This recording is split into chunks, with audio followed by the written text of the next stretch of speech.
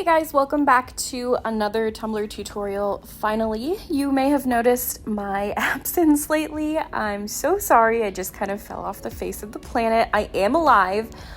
If you're in my closer friend circle or if you follow me on Instagram, I've been posting stories and such. I have been on a fitness journey since this spring, and I live out in the boonies, so going to the gym is about a 30-minute drive each way. And so we decided to help me stay consistent, my husband is also on this journey, that we would renovate our house and build a home gym. So that has been taking up all of my spare time. It's been nice to have a break. It wasn't intentional. I just kind of, between working and fulfilling orders, trying to remodel, got overwhelmed with things, and tutorials got put on the back burner. So I am back, even though this tutorial didn't want to happen. I ran into many roadblocks. We are here. I actually finished this final coat on this tumbler last night. So I'm throwing this together quick before we have my mom's birthday party hosted here tonight. So I'm kind of in a time crunch. So we're going to start out with a 30-ounce skinny, and I'm going to use carved at the top. We're going to cascade that down into an ombre, and we're using In the Mountains in the bottom. This is an old Chase Rae. I didn't realize it was discontinued until I went to go create a list of products used last night. So it's not on the website. You could find something similar or just use brown, whatever you have on hand to mimic this same thing. And then we're going to use carrots at the top just to fill in any blank spaces, anywhere you can see the spray paint through the bottom. I'm just going to fill that in so there's no paint gaps left. And then we're going to go back over the bottom with Nymph. This is also from Chase Rae. All four of these glitters are Chase Rae. And we're going to fill that in from the bottom to about the top half where the carved starts. I'm going to tap off any excess, and then to ensure that I'm not putting a ton of coats of epoxy on this cup, I'm just going to roll it up in a piece of printer paper, flatten down any of those chunky bits. That is just going to help with a smooth first coat application, and it's not going to be such a heavy cup. So just run that through. I'm going to let that sit on my rack overnight to cure, and then we're going to go in with our first coat of epoxy. I did about 40 mLs of Flynn Sisters regular setting epoxy on this first coat, and this is where the problem started. I don't know how it happened, but while my cup was spinning overnight, it fell off my turner onto my desk and pooled some epoxy at the bottom rim and also got stuck to this sponge. So I thought I would really show it who was boss and use it to sand my cup. So I just did a little bit of a sanding. I took my Dremel and I knocked down where it kind of pooled up at the bottom, and then I put one more coat of the fast setting epoxy over it, and because it's such a thick viscosity, it only took 2 coats and a little bit of sanding, and it just cleared it right up. Now, had it fell off the turner like way earlier in the spinning process where it wasn't as cured, it probably would have been a bit more of a nightmare, but it was an easy fix. And next we're gonna go in with this vinyl. Here's where the second problem started. And this is from Nicole, is it Merritt? I think it's Merritt. This also is discontinued, so I'm so sorry. I looked at this a couple of months ago and it was on the website, and I just went to put it in my product description and it's not there. It looks like she only sells things in her vinyl box now. I'm not really sure, like her creative box. So I will link something similar if I can find it in the description box for you guys. And I don't know if it's because I've had this vinyl for some time or if maybe it's like a different vinyl. The texture feels the same, but it did not go on pleasantly at all. I don't know. I didn't do anything different. Everything was straight, and it just like crinkled up on me. So I don't know what that was all about. What is happening? I'm leaving it here for you guys to see, because in this community, there's a lot of posts out there where things are perfect, and we all know reality is not perfect. I'm not perfect. I run into trouble all the time doing tumblers. I second guess myself. I make mistakes, have to go back and fix things.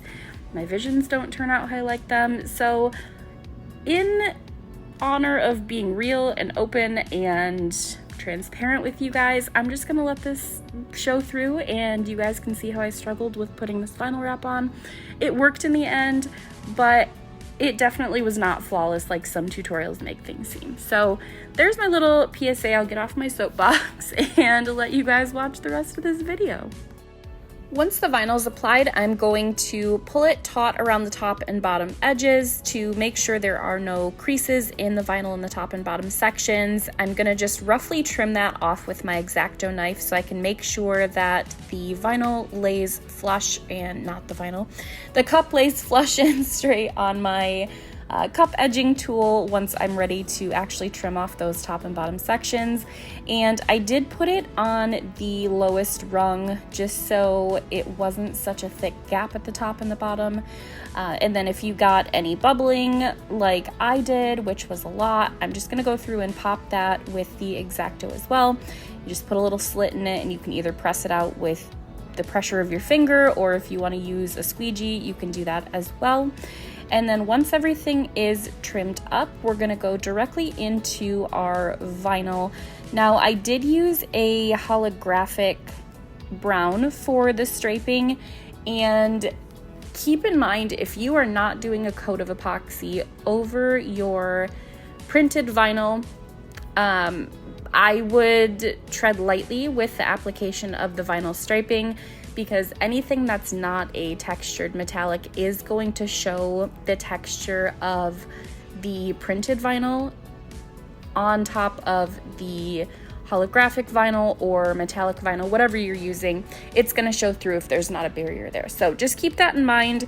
I did not do a coat of epoxy and I did use holographic vinyl. The one exception to that to make sure that it doesn't show through is to double layer your vinyl stripes. So I had the holographic brown on the bottom, and that was sized at 0.09 inches by 11.5 inches. And then on top of that, I did a textured gold, which completely hid that texture on the holographic brown stripe from the printed vinyl.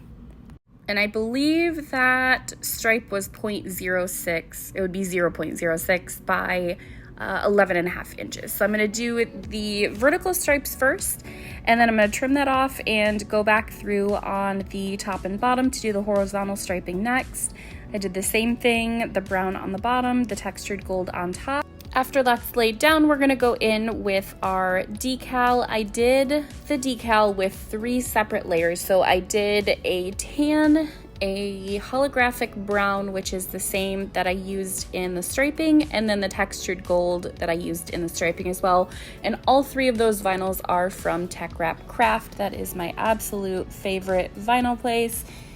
If you notice the holographic there, it's bubble free, and I don't know if you've used holographic in the past, but there is a massive difference between Teckwrap's holographic vinyl and like other things on Amazon. The bubbling is basically non-existent, so 100% would recommend that. And I did measure my decal out at 3.5 width, and it ended up being about 4.5 height, I believe. But of course that's going to vary depending on your cup size and how big you want your vinyl on the other side. Or if you don't want to do vinyl at all, that's up to you. This is not any sort of a revolutionary design. It's just a split cup, and I decided to make it fall themed. So however you want to do this. And once that vinyl's applied, I'm gonna put that on my turner with a coat of polyacrylic. This is basically the exact same thing as other things on the market. I believe it's called Quick Coat, but it's at like 90% discount. You get way more product. And some people are concerned about the yellowing of it. I have been using this hack for years, and it's never yellowed my epoxy or my glitter or anything like that. So I have a first-hand experience. If you guys have never used it, I would highly recommend using that. And once the polyacrylic is dry after about 30 minutes, I'm gonna go in with about 40 mLs of Flynn Sisters regular setting epoxy. Now I did put a tiny little bit of it's from Mr. Nola's. It's the epoxy additive, I think is what it's called.